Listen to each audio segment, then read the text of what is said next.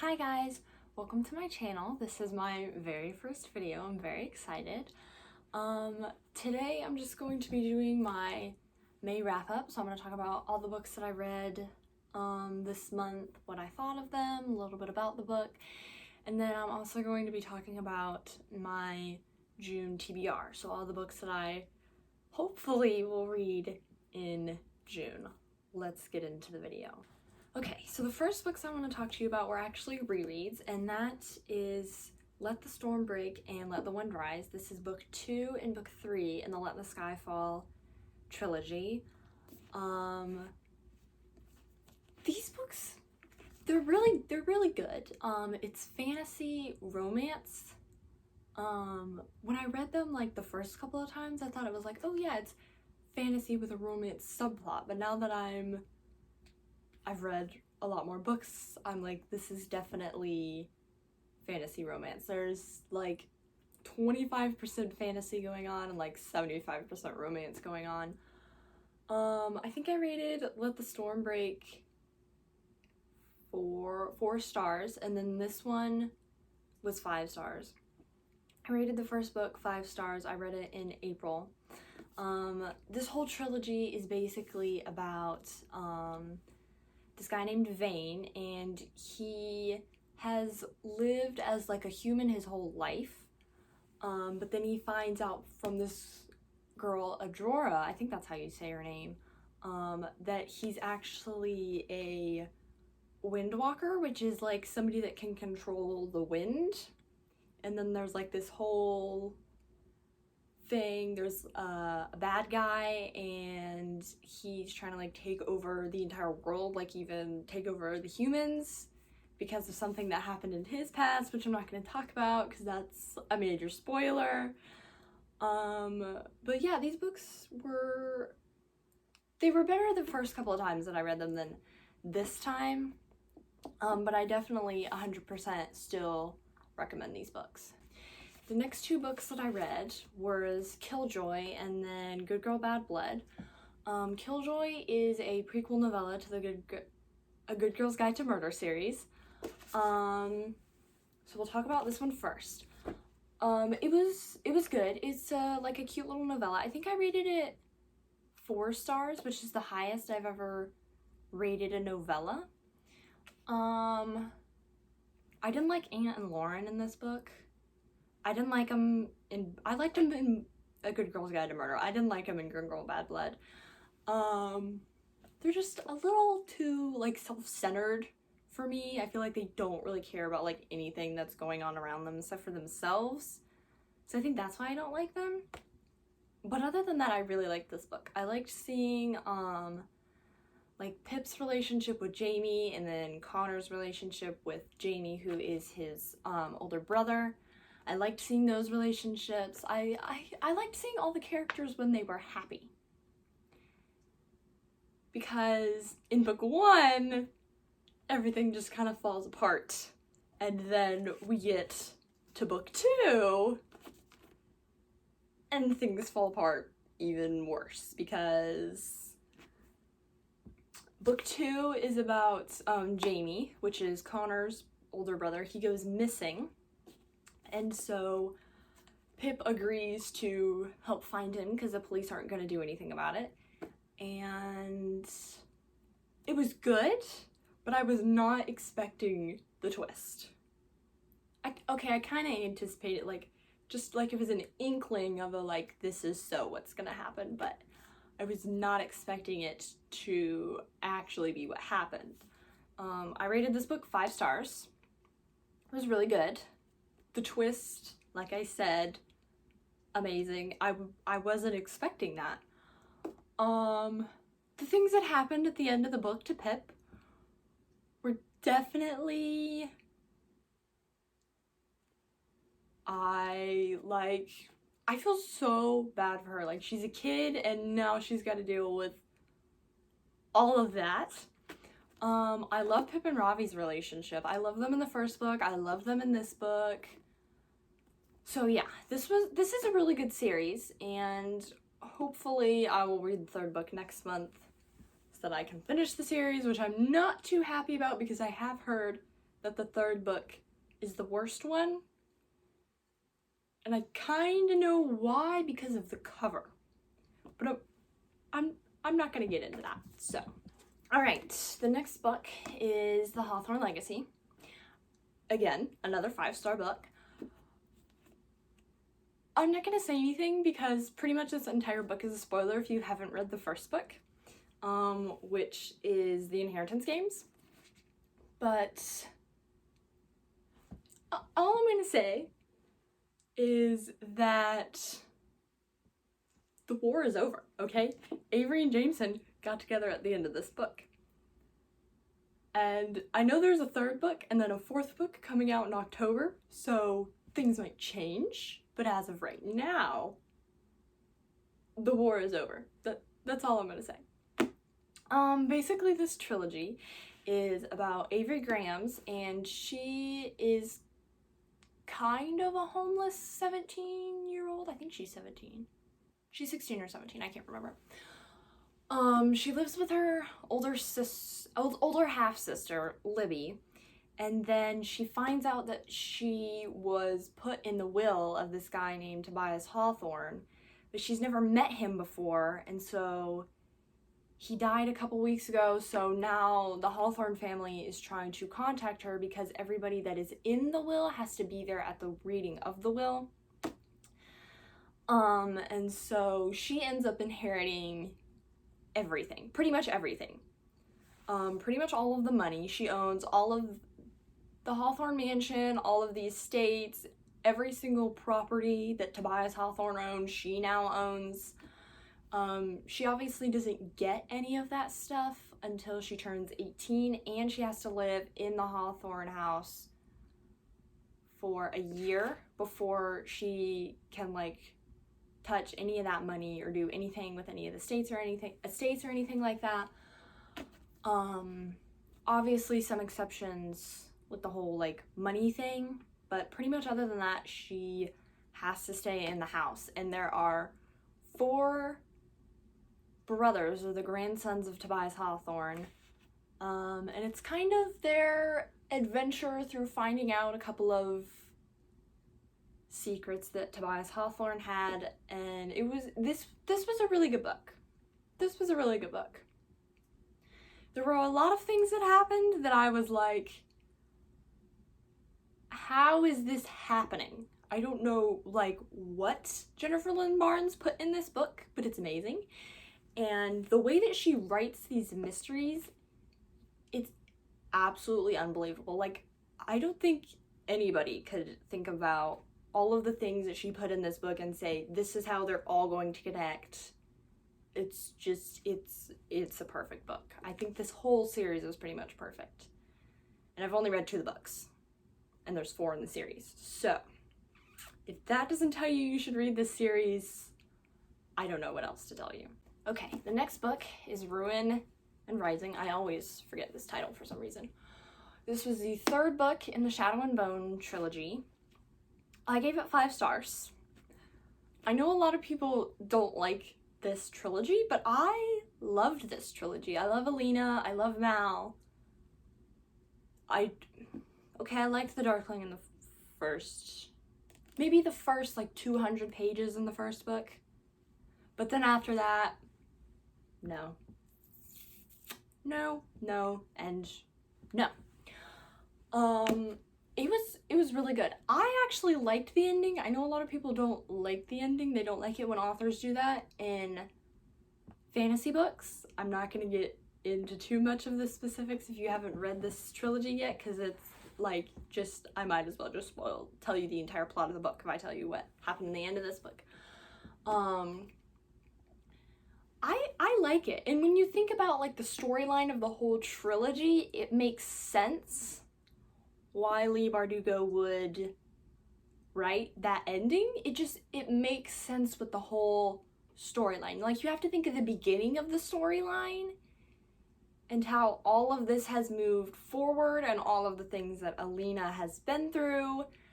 And you just have to think about the storyline as a whole and how you would end this from, like, the very beginning to the very end, and I think she wrote a perfect ending. I'm probably the only person in the world that thinks that, but this book was very good, and I loved the ending.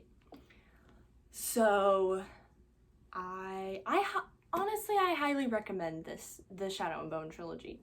It's not something that a lot of people like, but if you really like fantasy, because I really like fantasy, like I think the only thing I really read is fantasy. I will occasionally read a mystery, as we've seen, but fantasy is my main genre. So if fantasy is like your main genre, then I would definitely say read this trilogy because it's very good. It's really good. All right, the next book is 6 of Crows. 5 stars. 6 out of 5 stars, okay? If I'm being honest, I would give this book all the stars in the entire world. Because this was a really, really, really, really good book. I loved this book. Did take me 3 days to read it, but that was because things kept happening where, like, I'm just taking laps around my room. So let's just take a break because this book was crazy. I do know somebody dies in this duology. I'm not happy about that because I love all of the 6 main characters. There are a couple side characters that I wouldn't mind dying. I think a couple of them have already died in this book. So let's just get rid of another one in Crooked Kingdom. Let's not get rid of one of the main 6. Okay, so this book is basically about this guy named Kaz, who is my favorite character. If you know, you know. If you don't, please read the book. So this is about Kaz, and he basically gets hired by this guy, Van Eck, I think is how you pronounce his name. And he wants Kaz to break into this, like, unimpenetrable, that's the word? Yeah, that's the word. Unimpenetrable prison. Break this guy out of prison that Van Eck apparently needs, or like the Council of Kirch, which is the island that they all live on. Apparently they want this guy broken out of jail for reasons I will not tell you because it won't make sense unless you've read the Shadow and Bone trilogy. That's all I'm gonna say. And so he agrees, and he creates this team. He hires like 5 other people to go on this heist with him, and a lot of things happen. The ending was a very good ending. I will say that. It was a very good ending. But Van Eck definitely made the wrong choice. That's all I'm gonna say, because he should not have, he shouldn't have done that, okay? And Kaz is not gonna let that slide. He's 100% not gonna let that slide. And I can't tell you what it was or why he's not going to let that slide, because then I spoil the whole book. But I will tell you, Kaz is going to get everything back. He's going to get everything back. And I'm very excited because I just know that we are going to see the most, like, ruthless side of Kaz in Crooked Kingdom that we didn't even get, like, a crumb of in 6 of Crows. I'm telling you right now, it's going to be amazing. Like, I am so excited to read Crooked Kingdom. I'm also not very excited to read Crooked Kingdom. Like I said earlier, somebody's gonna die. I haven't spoiled who's going to die for myself yet. And Crooked Kingdom came in yesterday. I ordered it off of Amazon. So I have to be very patient, and I cannot spoil anything from that book for myself, or I'm going to be very mad. So, 6 of Crows, 5 stars. I would even be bold enough to say that this is a 6-star book. 6 stars, it's too good to not give it 6 stars. So, Six of Crows. Please, please, please, please, please read it. Please read it. All right. This is the 8th book that I read in May. We all know what this is. Shatter Me. By I don't know how to pronounce her name. Tahereh Mafi, I think is how you say her first name. This was my most like anticipated book that I wanted to read this year. This whole series, really. I also gave it 5 stars. There's a lot of 5 stars here. If you're getting the picture. So this book was very good. Everybody says that you're gonna hate Aaron in this book, or Warner, whatever you want to call him, Aaron Warner. I did not hate. I didn't hate him. In fact, I think I loved him more than like any of the other characters. Though Kenji's a close second. We don't get a lot of Kenji in this book, or Warner for that matter. But like all of the scenes that they're actually in, they're so like Kenji is so funny. I think everything that he said I highlighted because he's so funny. And I have a feeling there's a reason why he is so funny, and it's not gonna be a good reason, which I'm not excited about. Well, I mean, it'll be interesting to see why he is the way he is, but I'm not particularly excited to know why, if it's going to be bad. Juliet, I actually liked Juliet in this book.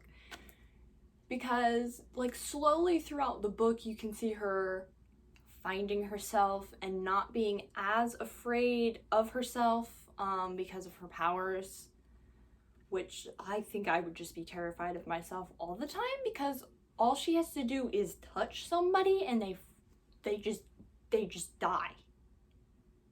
Like, that's quite unbelievable. So yeah, this book is basically about Juliet, who is kind of like hired, per se, by the reestablishment, who has kind of taken over like the entire world, because everything just, it's like, what's the movie? It's like Hunger Games and The Maze Runner, those kind of vibes, okay? So the world has just fallen off its axis or whatever. All these like weird, bad things are happening, and this group comes in and says, we can fix everything, but things have actually been getting worse. So Warner hires Juliet to torture people. I'm just gonna be blunt about it. He hires her to torture people. And then she runs away with her bodyguard, who is Adam, by the way. Okay, Juliet and Adam are cute together. But I have a feeling that the reason Warner was saying the things he was about Adam is not because he's the boss and Adam thinks that he can do whatever he wants. I feel like there's a deeper reason, and that's why everybody hates Adam by the end of this series. And I have this feeling that Adam is, well, I know who Juliet ends up with, but I think everybody does. But I don't know why she goes from Adam to Warner. We don't know that yet. So, or at least I don't. But I think I kind of have an idea as to what it is. If you haven't read this series yet, or you haven't started it, I'm not gonna give you any clues. I want you to try to figure it out yourself, because this was a really good book. And I don't understand why everybody says you're gonna hate Warner in the first book, because I loved Warner in this book. He is probably he's not my number 1 book boyfriend. No. That spot is always reserved for Keith Season. We will talk about him another day. and that whole series. We'll talk about all of that another day. Today is not the day to get into that. But I would say he's like a very close second. So I'm very confused as to why people don't like Warner in the first book. Maybe I just like the morally gray characters. I feel like I don't like all the morally gray characters. So I don't know what it is about Warner, but there's something about him that just is immaculate, and I don't know what it is, but I'm gonna figure it out and then I'm gonna tell you guys, because I don't know what it is yet, but I'm gonna figure it out and then I'm gonna tell you guys about it. Okay, now I'm going to talk about my June TBR. I don't have all of the books on my physical TBR that I want to read in June. I actually only have 2. So do with that what you will. The first book I want to read is The Littlest Library. This is contemporary romance. I don't really know what it's about. I don't know. I like the cover, and it's about a library, and I'm pretty sure it's Grumpy Sunshine. So I wanted to read it, and I think it's set in England. Yes, it is set in England.